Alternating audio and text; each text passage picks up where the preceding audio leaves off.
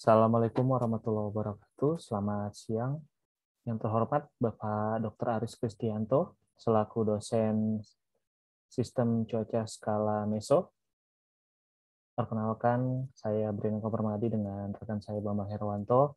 Hari ini akan mempresentasikan analisis kondisi atmosfer saat kejadian hujan ekstrim Bali 5 Desember 2021 untuk memenuhi proyek tugas akhir. Baik, berikut latar belakangnya. Jadi menurut informasi dari grup WhatsApp kebencanaan di wilayah Bali dan sejumlah media online menyebutkan telah terjadi hujan sangat lebat atau ekstrim di sebagian besar wilayah Bali. Banjir mengisolasi beberapa wilayah seperti wilayah Legian dan Seminyak, juga Kute, hingga terjadi tanah longsor dan pohon tumbang. Lalu rumusan masalahnya adalah bagaimana kondisi dan stabilitas atmosfer di wilayah Bali pada saat kejadian hujan ekstrim pada tanggal 5 Desember 2021. Lalu tujuan penulisan untuk mengetahui bagaimana kondisi stabilitas atmosfernya dan juga apa yang terjadi sebenarnya di atmosfer di atas Bali pada saat kejadian hujan ekstrim tersebut. Lalu data dan metode. Data yang digunakan menggunakan data reanalysis era 5 yang didownload dari situs cds.climate.copernicus.eu. Lalu data sounding dari Stamets Juanda Surabaya pada tanggal 5 Desember jam 12 UTC. Karena data sounding Stamets Ngurah Rai belum tersedia pada tanggal tersebut. Lalu data curah hujan tanggal 5 Desember dari beberapa pos hujan di wilayah Bali. Lalu data streamline, RH, dan citra satelit di tanggal yang bersangkutan juga. Untuk metodenya, data era 5 diolah menggunakan aplikasi GRADS untuk memvisualisasikan secara time series. Lalu untuk data soundingnya diplot menggunakan aplikasi RAOP 5. Berikut adalah data pos curah hujan. Dari 9 pos ini, semuanya berada di rentang 150 mm per hari, di atas 150, yang berarti masuk kategori hujan ekstrim. Nah, ini data per jam yang saya plot untuk Stamets Ngurah Rai.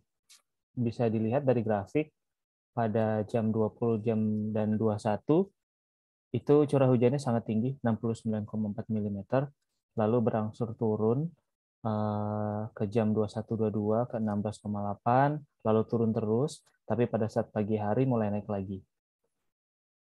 Bagian bawahnya itu adalah dari data era 5 yang merupakan grafik total presipitasi. Tetapi jika dibandingkan dengan data real time-nya tidak bisa mewakili, tidak representatif karena sangat berbeda. Oke. Berikut hasil dan pembahasannya.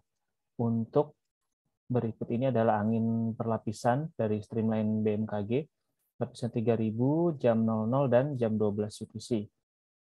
Dari data analisis streamline terdapat pertemuan atau daerah perlambatan kecepatan angin di wilayah Bali sehingga terjadi penumpukan massa udara. Hal ini mendukung proses pembentukan awan-awan konvektif. Menurut data observasi, secara umum arah dan kecepatan angin di wilayah Bali dominan bertiup dari arah barat daya hingga barat. Lalu kecepatan angin maksimum yang tercatat di stasiun meteorologi Ngurah Rai sebesar 27 knot. Baik, untuk selanjutnya akan saya serahkan ke rekan saya, Bambang. Silakan, Pak Bambang.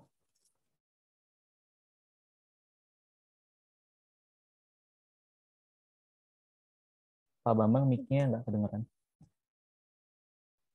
Oh, maaf. Data ini adalah data RH di wilayah Bali pada lapisan 925 hingga 200 HPA, yaitu antara 70 sampai 100%. Ini mengindikasikan pada pembentukan awan-awan hujan. Ini hasil dan pembahasan untuk grafik total presipitasi, indeks K, dan indeks total-total. Dari hasil data era 5 didapatkan total presipitasi dari jam 00 hingga 23 UTC sebesar 17 mm per hari. Jika dibandingkan dengan data hasil curah hujan pos pengamatan hujan, data model ini di bawah underestimate. Untuk nilai K-index berkisar antara 29 sampai 36, ini berarti konvektif sedang. Untuk nilai total indeks berkisar antara 40 sampai 45 yang berarti konvektif kuat dan terdapat potensi petir. Untuk hasil dan pembahasan mengenai grafik KEF dan CHIN, ini adalah nilai KEF terbesar dari data model yang didapatkan sebesar 1.300 Joule per kilo, yang berarti energi rendah yang cukup untuk terjadi proses konvektif. Kondisi ini sedikit berbeda dengan data hasil sounding Stamet Juanda yang didapat nilai KEF sebesar 1.568 Joule per kilo, yang berarti energi sedang hingga besar untuk terjadinya proses konvektif. Sedangkan nilai CHIN dari kedua data ini bernilai 0, yang berarti hambatan rendah, sehingga kondisi atmosfer cenderung labil. Nah, ini untuk nilai LI. Dari data sounding ini dilihat bahwa nilai LI berkisar dari min 3,3 yang berarti kondisi atmosfer labil dan kemungkinan terjadi thunderstorm. Nilai SWOT dari hasil sounding didapat sekitar 255,2 yang berarti terdapat kemungkinan thunderstorm ringan. Nah, ini adalah data vertical velocity. Dari data vertical velocity menunjukkan adanya pergerakan massa udara naik yang ditunjukkan oleh nilai vertical velocity positif pada pagi dan dini hari, yaitu sebesar 0,4 per S. Nah, ini adalah animasi citra satelit pada tanggal 5 Desember, mulai jam 00 hingga 23 UTC. Dari animasi ini kita dapat melihat bahwa pergerakan awan atau awan-awan hujan yang menimbulkan hujan ekstrim di wilayah Bali itu cukup signifikan pada jam-jam yang sesuai dengan pengamatan tadi. Nah, ini untuk gelombang Rossby. Gelombang Rossby di ekuator terpantau aktif di wilayah Jawa Bali, yang mampu meningkatkan aktivitas konvektif di wilayah tersebut. Dari hasil analisa di atas dapat disimpulkan bahwa terjadinya hujan ekstrim pada tanggal 5 Desember 2021 adalah sebagai berikut.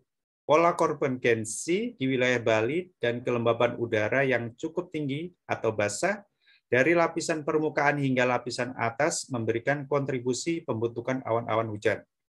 K-index, total index, dan vertical velocity pada data era 5 menunjukkan kondisi atmosfer di sekitar wilayah Bali cukup labil untuk mendukung proses konvektif. Akan tetapi nilai KEF dan grafik total presipitasi tidak mendukung atau tidak dapat menggambarkan kejadian hujan ekstrim ini. Untuk nilai KEF dan CHIN dari data sounding Stamet Juanda menunjukkan kondisi di sekitar cukup labil dan mendukung proses konvektif. Aktifnya gelombang Rossby di ekuator juga meningkatkan potensi aktivitas konvektif.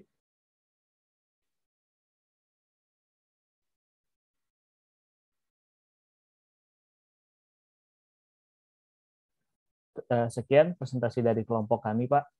Kurang lebihnya mohon maaf jika ada kesalahan kata, mohon dimaklumi. Terima kasih. Assalamualaikum warahmatullahi wabarakatuh.